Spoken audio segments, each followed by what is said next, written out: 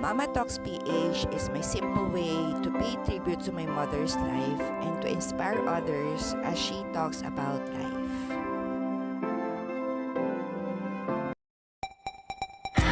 Kung akala mo matatag ka na, etong rason ba't kailangan mo nang mag-reflect.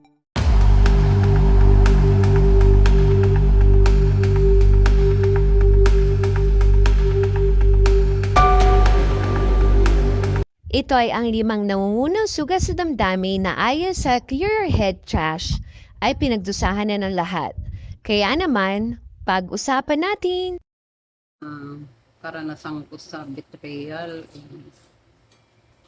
sigurado ay asawa ko. Isa siyang militar at nadistino sa malayo. Nag-opisina rin ako noon, pero dahil panahon yun ng martial law, naisipan kong puntahan siya sa lugar nila, sa kampo. Nag-leave lang ako ng ilang araw at gusto ko siya sorpresahin. Ayun nga, kabadaling salita, nakarating ako doon. Naramdaman ko na parang lumalabas pala, ako ang kabit. Dahil pinariringgan ako ng mga babae dun sa kalabas, sa harap ng bahay. Ako pala ang kabit na tuwing umuwi daw yung asawa ko sa Manila, ako ang katagpo. Ayun, sa galit ko, umuwi ako agad ng Manila. Nag-file ako ng isang buwan na bakasyon sa opisina.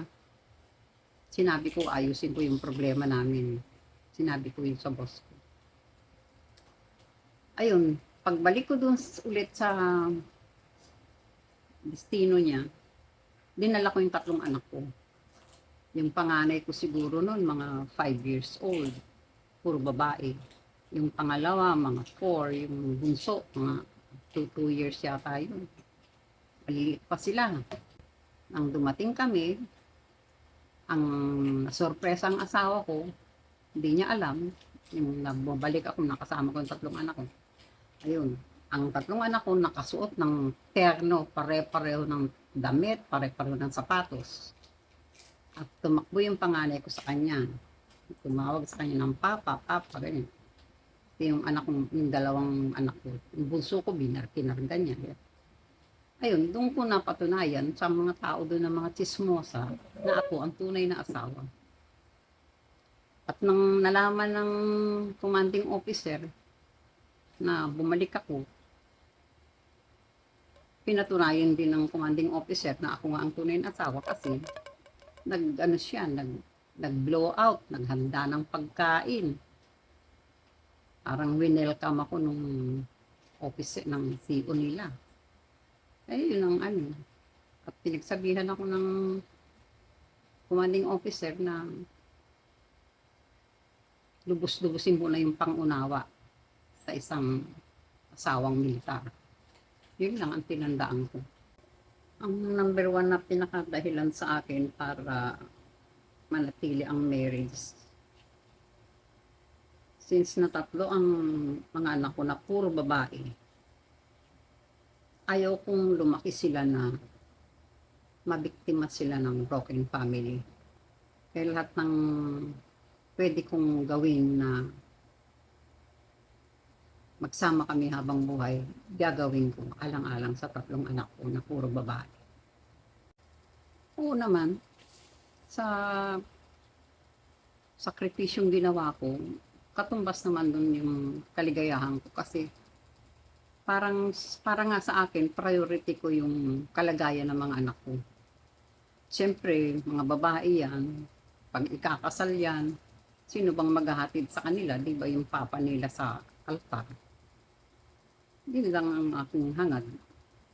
At saka since na militar siya, hindi ko naman alam din kung sinong mauuna sa amin. Maganda rin yun, may benepisyo ako pagka siya ang naunang namatay. Tsaka yun nga, panghabang buhay, para sa masabi kong buo ang pamilya ko. maipagmamalapit ka ako kahit kanino in spite of. Sa life lesson, patungkol ito sa mga kababaihan. Pag ikaw ay dalaga at nagpaplano kang mag-asawa, kailangan yung desisyon mo, pag nag-asawa ka, panghabang buhay. At siguruhin mo na ang mapapangasawa mo ay mahal na mahal mo. Hindi yung ibang bagay na kesyo mayaman siya, gwapo siya, professional siya. Hindi yun ang dapat mong pagbasihan. Kundi yung mahal mo siya. Kahit na sino pa siya, basta mahal mo siya. Kasi yun ang pinaka sandata mo sa sarili mo. Na hindi ka lolokohin ng sarili mo. Minahal mo siya. Kaya kung ano man yung karanasan mo sa kanya, sa hirap at sa ginhawa, kaya mong tiisin, kaya mong dalhin yun sa buhay mo. Kasi pagka walang pagmamahal, ang pag-aasawa, wala kang pagmamahal sa lalaking mapapangasawa mo, ay hindi tatagal ang inyong relasyon. Bibitiw at bibitiw ka. Konting problema, iiwanan mo siya, hihiwalay ka sa kanya. Pero pag minahal mo, lahat ng bagay, mabibigyan mo ng konsiderasyon at madali kang magpatawad dahil mangingibabaw pa rin sa'yo ang pagmamahal sa kanya. Oo, meron akong karanasan noon. Isang kaibigan ko at kadamay pa ako. At yung kaibigan ko na yun, na-recommend niya akong makapagtrabaho dahil may kilala siyang isang may katungkulan sa opisinang yun. At yun nga, wala pa akong 3 buwan, may nangyari na. Dahil nabuntis siya nung lalaking yun na may asawa pala. Kaya dahil akong malapit na kaibigan, binigyan ako ng pera nung boss na yun para ipadaglag yung baby. Pero natakot yung kaibigan ko na magpalaglag. Parang ayaw niyang pumayag. Ang nangyari, yun, kasi casual lang kami nun, nilay off kami kaagad. Wala kaming nagawa. Tanggal kami sa trabaho. Base dun sa karanasan ko at ng kaibigan ko na natanggal kami sa trabaho, kinonsulta ko yun sa isang sikat na doktora doon. Known siya. Kinonsulta ko yung bagay na yun. Pero ang advice sa akin, manahimik na lang daw kami dahil mahirap na makalaban. Una-una, mga high school graduate lang kami. At saka hindi naman kami anak mayaman. Wala naman kaming panggasto sa pang-abogado para ipaglaban yun. Kaya wala kaming nagawa. Kasi yun na yun ang pinaka-the best na tayo sa amin ng doktora na manahimik na lang kami. At yun nga, tinulungan na lang siya ng doktora na pero pinalaglag pa rin yung baby.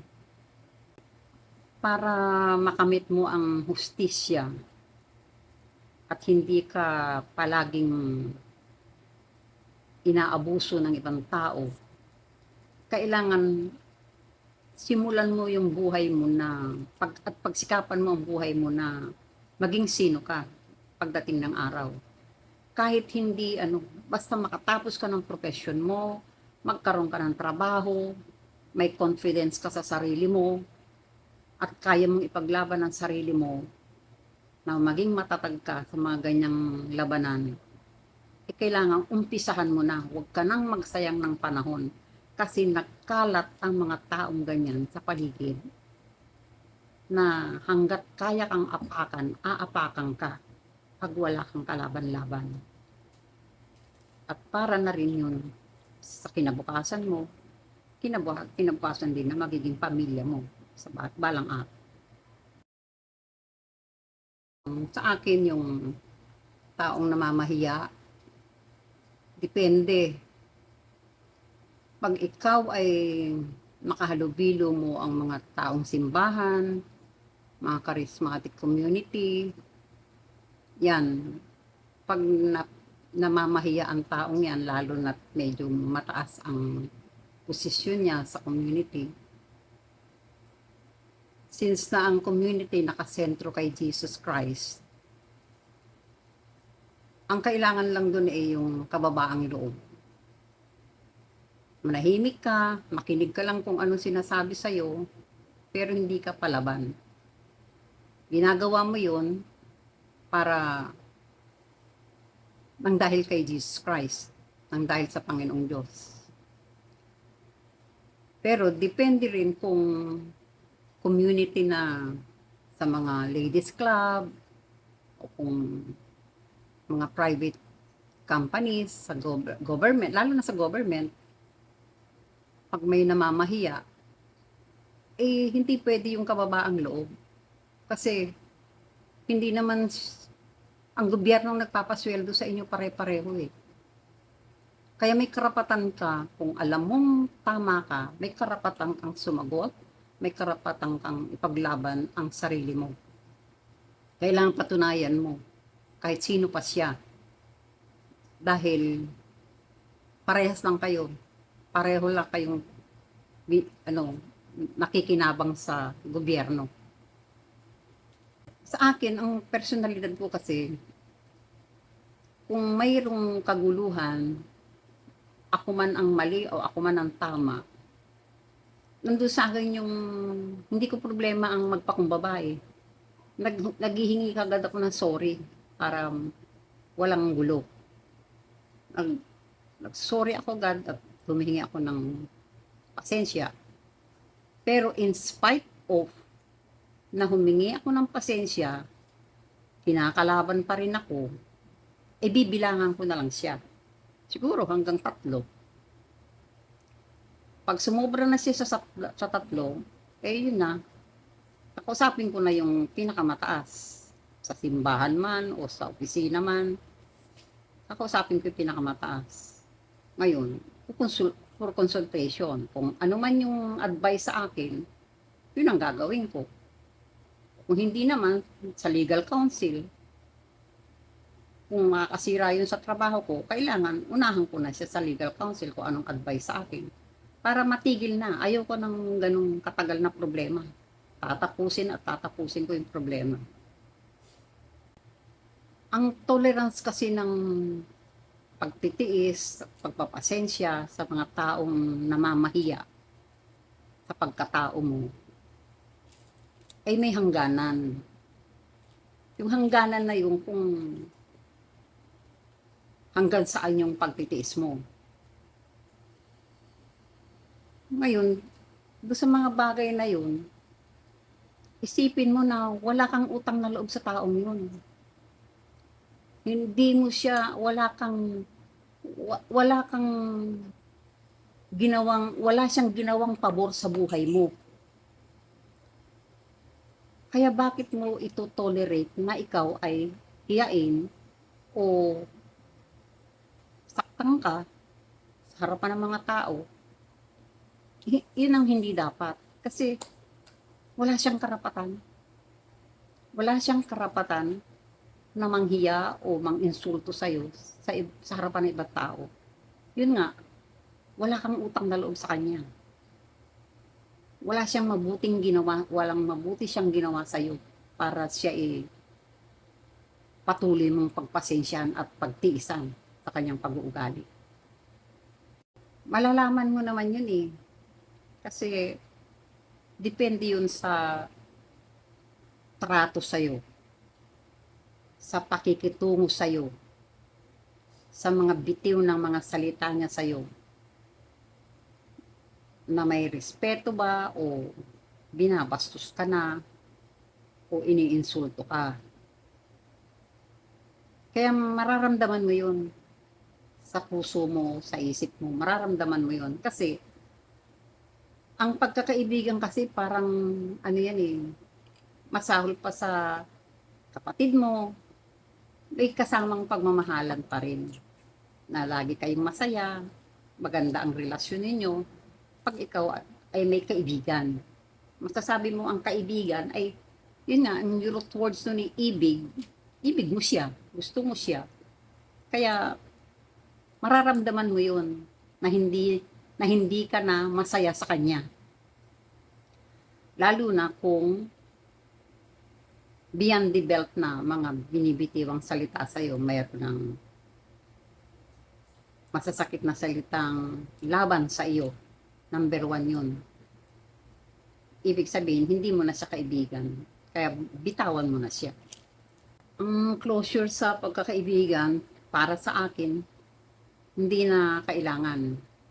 Kasi nga, dun mo na, alam mo na kung paano ka tratuhin, paano ka kausapin. Alam mo na, maintindihan mo na agad yun, na hindi na siya yung dati mong kaibigan. Pero, kung kinakailangan na magkaroon ng closure at papayag siya, papayag ka rin, mas maganda. Kasi dun sa closure, dun yung mapag-uusapan, masasabi niya, masasabi mo rin kung anong nasa kalooban ninyo, kung saan kayo nagkamali, saan kayo nagkaroon ng samaan ng loob. Mabuti na yung napag-usapan nyo bago kayo tuluyang magkahiwalay. Para sa akin mga magulang, hangad lang ng mga magulang na kilatisin kung sino mga malalapit kaibigan ng mga anak niya. Dahil yung mga kaibigan, yan ang mas marami silang panahon na nagsasama ng mga anak mo sa maraming bagay. Kaya kung makikitaan mo yung kaibigan niya na alapit sa Diyos, masipag mag-aral, may pangarap sa buhay, at nagkukwento tungkol sa concern niya sa pamilya niya, na parang ganun din yung hangad mo sa anak mo, walang problema para hadlangan mo yung kaibigan na yan, na dapat, minsan nga halos ituring mo na ring anak, yung kaibigan ng anak mo, dahil magkasundo sila at saka may mga pangarap sila sa buhay. Number 1, acceptance. Maliwanag na wala siyang gusto sa'yo. Ngayon, i-focus mo, number 2, i-focus mo sa sarili mo. Kung hindi ka niya mahal, mahalin mo sarili mo. Ibig sabihin, pagsikapan mo sa buhay mo, ang lahat ng bagay na aasenso ka, giginhawa ka sa buhay, o maging sino ka balang araw, kailangang magkaroon ka ng self-achievement mo para sa sarili mo. Ngayon, kung habang gumaganda ang buhay mo, binata pa siya, o dalaga pa siya, baka magkaroon ng pagkakataon na mag-cross ang daan ninyo, doon ka mapansin. Pwede yun. Pangalawa, meron ding waiting time yan eh. Kung talagang kayo talaga ang magkapalaran, darating at darating ang panahon na magkakatuluyan kayo. Natural lang na ipaglaban mo yung mahal mo dahil mahal ka rin. Vice versa. Very strong ang relationship nyo. Kaya, pwede nyong ipaglaban ang pagmamahalan yung dalawa. In spite of na against ang family ninyo, family mo, family niya, against sa lahat ng ang relasyon ninyo, ipaglaban nyo. Kasi kayo naman ang magsasama habang buhay. Ngayon, once na ipinaglaban nyo ang sarili nyo, hindi kayo dapat umasa sa kanila. Wala kayong dapat tanawing utang na loob sa kanila. Manindigan kayong pareho. Pagsikapan yung kaya nyo. Pagsikapan yung makapagmalaki kayo sa kanila. Na in spite na kinlaban ng relasyon ninyo, pinagpatuloy nyo, patunayan nyo na kaya nyo harapin. Para sa akin, yung rejection sa pag-ibig, dalawa lang dapat mong pakatandaan na habang ikaw ay nangangarap na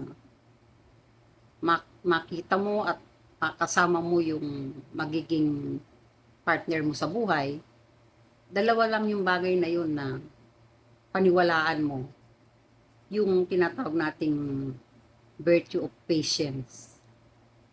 Paganda ka, magsikap ka sa buhay mo, at maging masaya ka pa rin kahit papaano. Basta maghintay ka.